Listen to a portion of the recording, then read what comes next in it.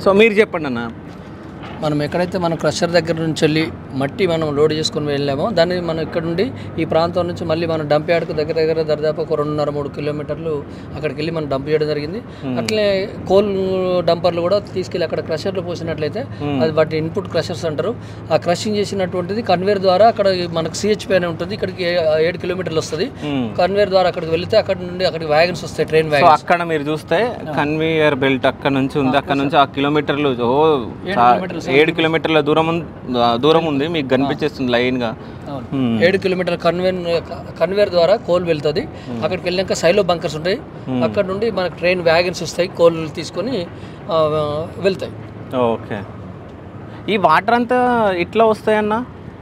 ఈ rain season కానీ నార్మల్గా కూడా వచ్చే వాటర్ కూడా ఒకవైపు సంపు తయారు చేసి అక్కడ నుండి ఈ పంపుల ద్వారా పంపింగ్ పెట్టుతారు, పంపింగ్ ద్వారా బయటికి పంపించేస్తూ ఉంటారు ఓకే ఈ వాటర్.